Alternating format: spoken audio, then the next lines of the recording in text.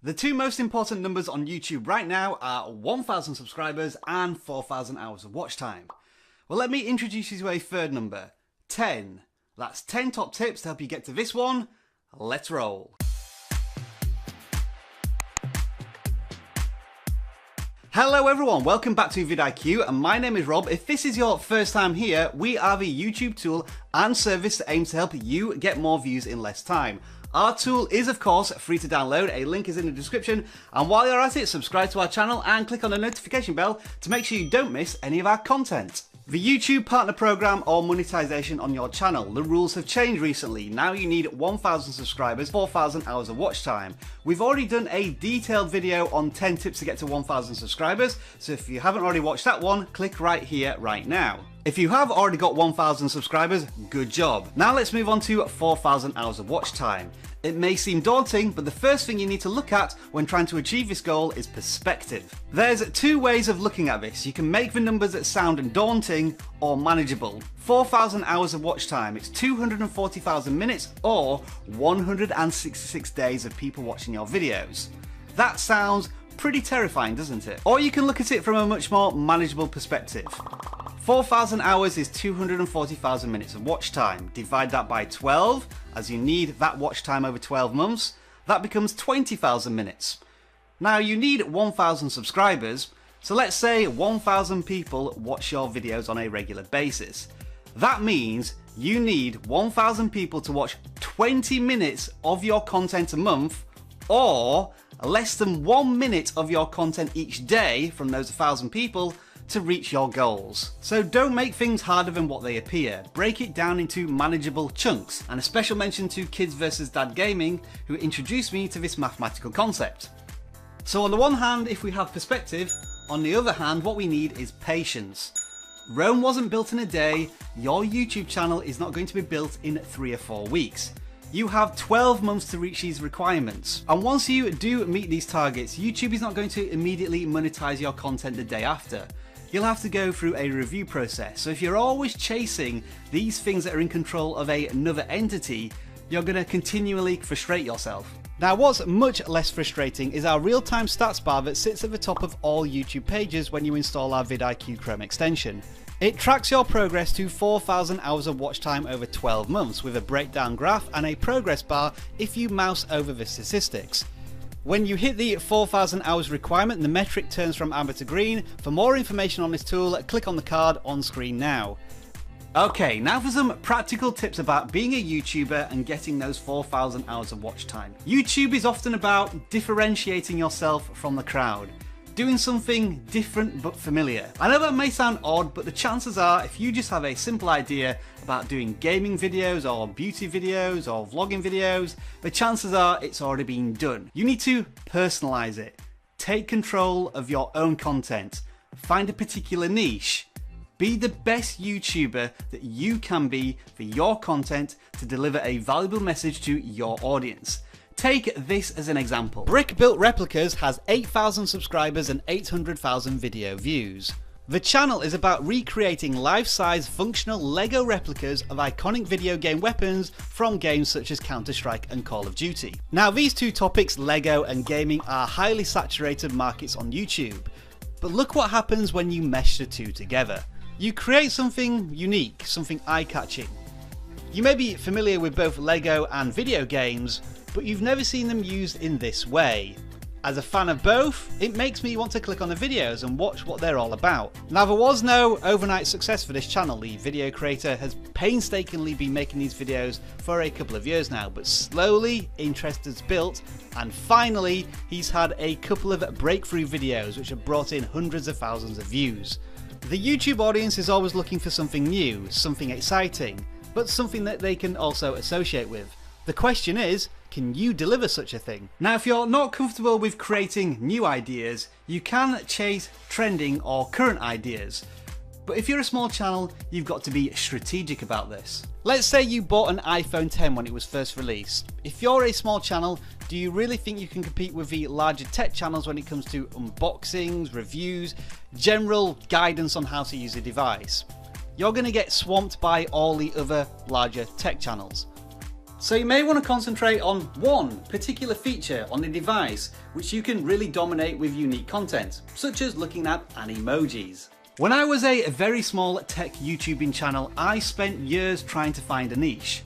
And when I finally discovered one, I decided to put all of my efforts into it and eventually dominated it. Try searching for iPhone screen recorder and you may see a familiar face. For the full story on that, click right here. Next up, and something that's often spoken about when it comes to YouTube fundamentals, is consistency. Now there's a couple of ways we can look at this. There is the most obvious form of consistency, which is to post content on a regular basis. Whether it be every day, every week, every couple of weeks, whenever you have the opportunity to post new content on YouTube, that's going to benefit your channel. Usually the majority of your video views come from the first 48 hours of your video's life.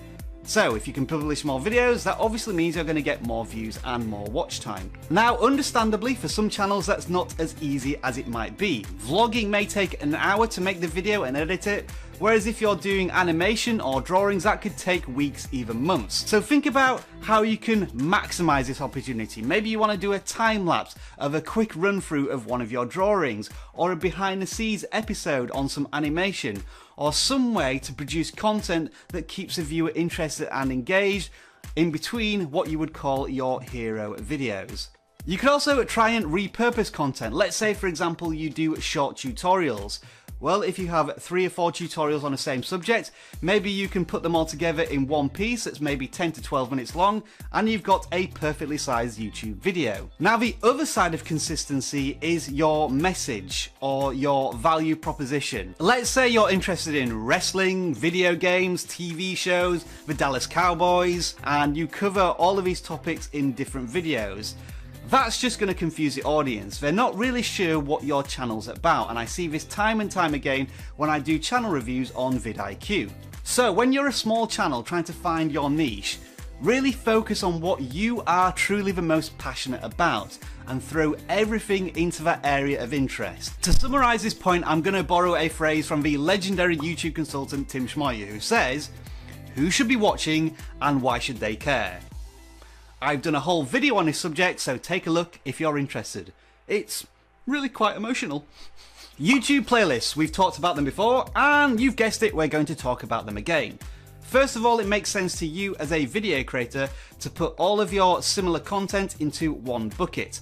But for the viewer, when they click on a link to take them to a video playlist, if they enjoy one video, it will autoplay onto the next video from your channel, so that's more watch time for you. When you have good content in good playlists, that really ramps up what we might call session watch time. The viewer is in your mini ecosystem in YouTube, and on average, audience retention is higher when viewers watch videos from playlists because they're more invested in your content. If you haven't already tried live streams on YouTube, you should at least give it one try. From a purely mathematical, economical point of view, if you get 40 people to watch 1 hour of a live stream, that's 40 hours, 1% of the way to your watch time goal. Now, yes, they can be daunting, and if you want to get a technical setup like this, it does take a little bit of time.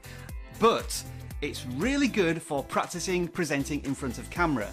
And don't worry if you make 1 or 2 mistakes. In a live stream, you can certainly be forgiven for that. And live streams do represent the perfect opportunity to repurpose content.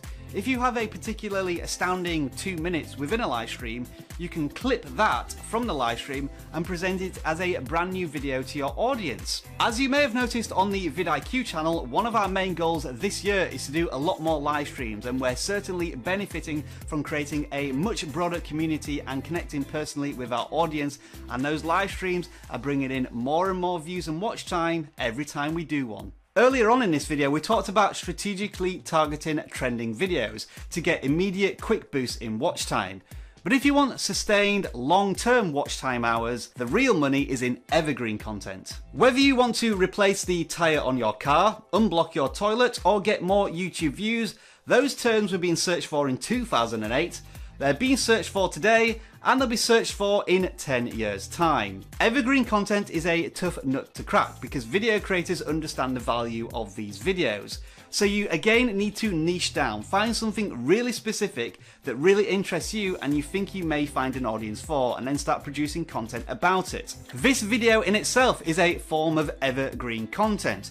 We think that YouTubers are going to be searching for the term how to get 4,000 hours of watch time for however long YouTube keep these new requirements in place. Hopefully, if we're successful with this video, it will rise to the top of the search terms on YouTube and people will be frequently visiting this content on a regular basis. And finally, when you put all of these techniques and strategies together and you're hustling through the YouTube world making video after video, keep a close eye on how they perform.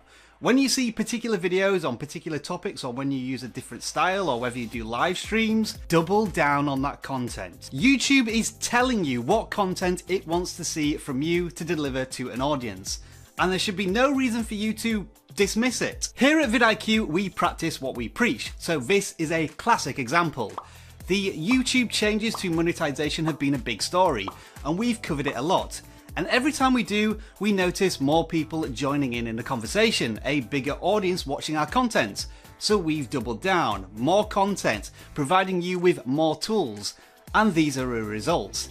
80% increase in watch time, 250,000 minutes. We've met those requirements. And so can you, with these 10 top tips to help you get to 4,000 hours of watch time. And as a bonus tip, try list videos yourselves. These small, bite-sized pieces of information contained within longer videos really do help with watch time.